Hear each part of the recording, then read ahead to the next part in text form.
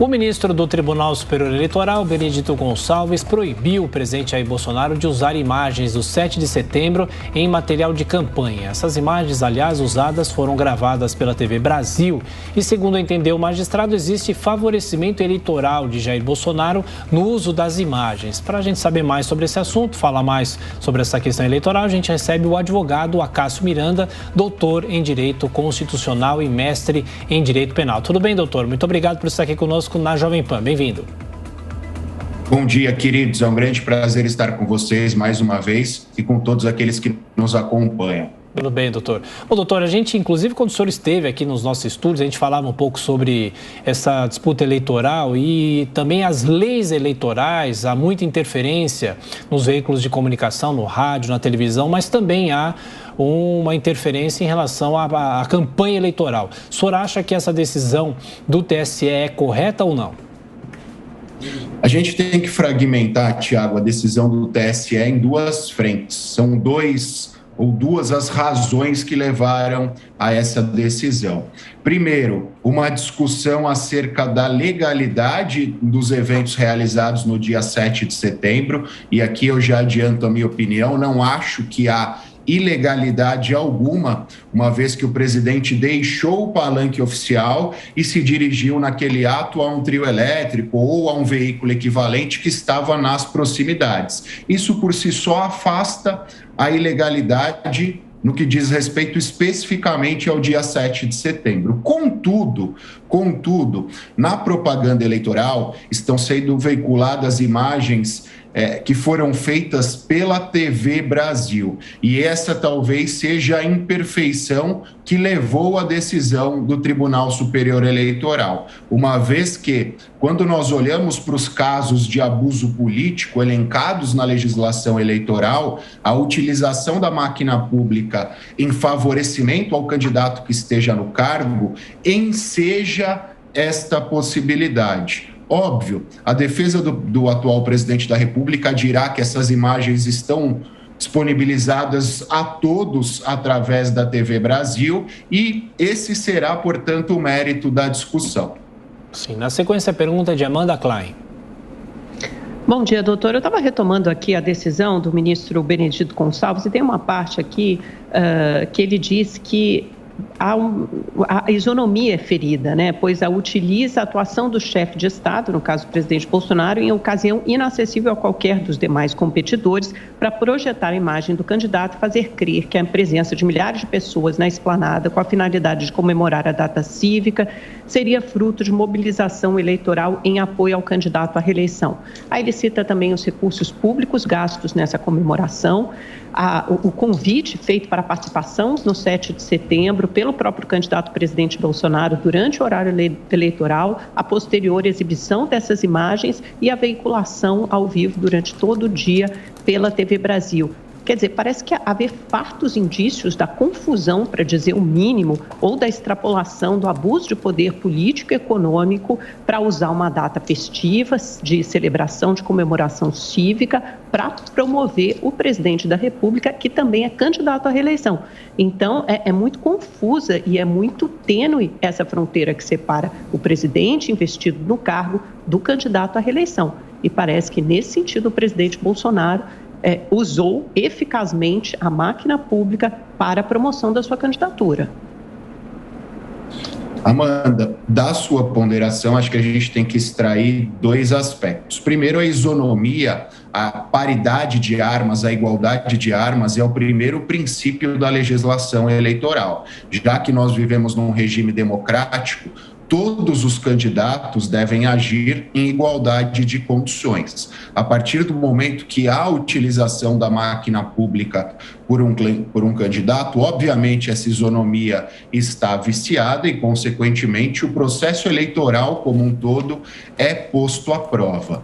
Mas desde o 7 de setembro, foram algumas conversas que eu tive sobre isso e eu tenho reiterado.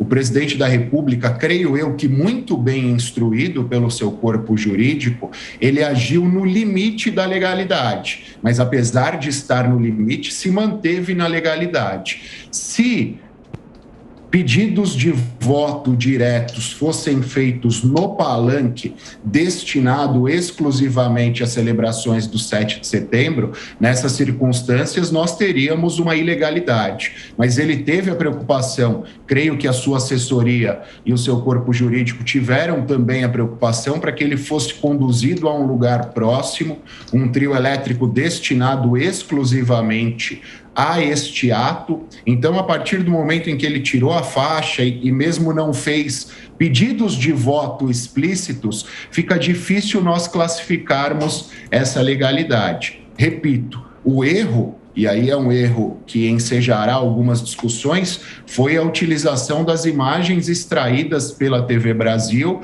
e a exclusividade que a TV Brasil teve ao filmar ele em cima do trio elétrico, quando já não exercia o papel de presidente da República e exercia o papel de candidato. Não à toa, uma outra coligação teve a habilidade de perceber esse equívoco, fez esse pedido e o pedido levou à discussão que nós discutimos agora.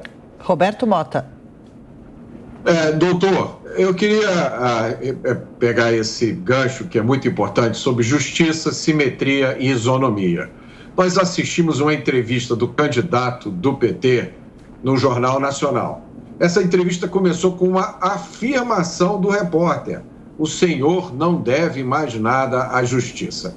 E aí aconteceu uma coisa muito grave, doutor, para a qual eu fui alertada por muitas pessoas. Este trecho em que o repórter faz essa afirmação, o senhor não deve mais nada à justiça, está sendo usado para propaganda do candidato do PT no YouTube. Inclusive, esse trecho está sendo colocado na abertura de vídeos, como, por exemplo, os vídeos da Jovem Pan. A pessoa entra para assistir um vídeo do Pingos nos Is, por exemplo, e aí é obrigado a assistir uma propaganda do candidato do PT que começa com esse trecho do repórter afirmando: o senhor não deve mais nada à justiça. A gente também viu no debate da Rede Bandeirantes o candidato do PT afirmando, isso está gravado em vídeo, todo mundo viu, ele afirmou que ele foi absolvido no STF, o que é uma mentira, né? Ele disse inocentado, né? É uma mentira, porque ele não foi inocentado, os processos foram anulados, e ele até disse que foi também inocentado na primeira instância da ONU e na segunda instância da ONU. A pergunta que eu faço, doutor, é o seguinte: como é que isso passa e essa questão das imagens do presidente está causando tanta comoção? O vento que sopra de um lado não é o mesmo que sopra do outro? Roberto, eu acho que a grande diferença é que no caso do presidente da República houve utilização de imagens extraídas da TV Brasil, que é uma TV estatal, que é uma TV oficial. Diferentemente das circunstâncias do outro candidato em específico, onde as imagens foram extraídas de uma TV privada, por mais que nós saibamos todos aqui que as televisões e as rádios no Brasil não são tão privadas assim, porque elas decorrem de uma concessão.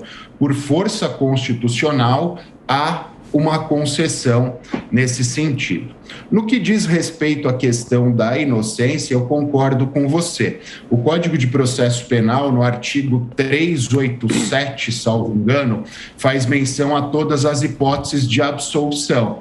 E lá, tecnicamente, nós tratamos uma ilegalidade, uma decisão de mérito no mesmo patamar. Por mais que para a população em geral, e aqui fugindo dos aspectos técnicos, as circunstâncias não sejam as mesmas. Mas a importância do seu questionamento diz respeito à própria legislação eleitoral. A legislação eleitoral faz uma separação e faz uma vedação em termos de isonomia a duas possibilidades: abuso do poder político, que é aquele vinculado à pessoa que está no cargo e faz uso da máquina pública, e abuso do poder econômico, aquela pessoa que sobrepõe aspectos financeiros à própria discussão política.